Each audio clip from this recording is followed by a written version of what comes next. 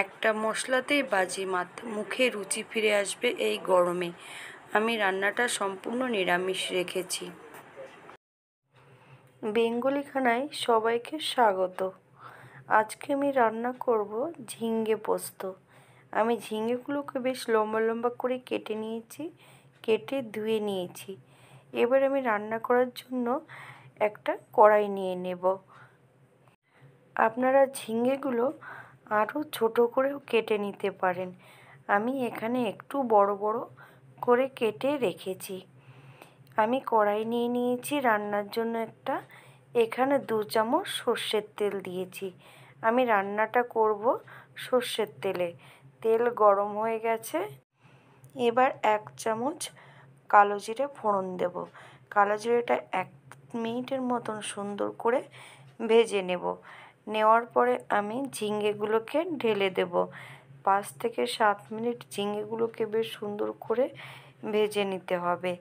এখানে নুন, হলুদ কিছুই আমি অ্যাড করিনি। বেশ সুন্দর করে লাল লাল করে আমি ঝিঙ্গেগুলোকে ভেজে নিয়েছি। এবার আমি 5-6টা কাঁচা লঙ্কা দুভাগ করে রেখেছি, ওটাকে আমি দিয়ে দেব। আপনারা স্বাদ মতন লঙ্কাটা দিয়ে নেবেন। আমি লঙ্কাটা দিয়ে দিয়েছি। এবার একটা আলু 4 ভাগ করে কেটে বেশ সুন্দর করে ভেজে রেখেছি নুন হলুদ দিয়ে। এটাকে আমি অ্যাড করব এখন। তারপর আমি 2-1 মিনিট নাড়াচাড়া করে নেব। নিয়ে পোস্ত আর কাঁচা লঙ্কা, সামান্য একটু জিরে বেটে রেখেছি, সেটা আমি এখানে অ্যাড করব। এখানে 2 চামচের থেকে 3 চামচ পোস্ত বাটা দেব, 1 চামচ জিরে বাটা আর 1 চামচ লঙ্কা বাটা একসঙ্গে আমি দিয়ে দেব।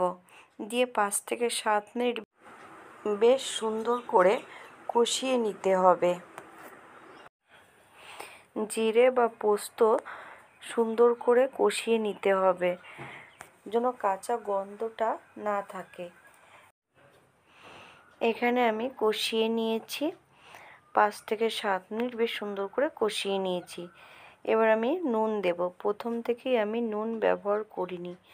এবার আমি 2 চামচের মতন নুন দিয়েছি, ছোট চামচের। আপনারা স্বাদ মতন নুন দেবেন। আমি 1 চামচের বেশি একটু চিনি দিয়েছি। আপনারা এখানে আপনাদের স্বাদ মতন চিনি দেবেন। বড় চামচের 1 চামচ কালো জিরে বাটা দিয়েছি। দিয়ে এবার 5 থেকে 7 মিনিট সুন্দর করে কষিয়ে নেব। কালো জিরে দিয়ে এখানে আমি বেশ সুন্দর করে কষিয়ে নিয়েছি।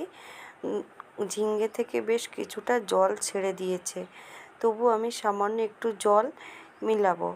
এখানে দিয়েছি আমি 1 চামচের মতন হলুদ গুঁড়ো, দিয়ে আরও 2-1 মিনিট সুন্দর করে নেড়ে নেব।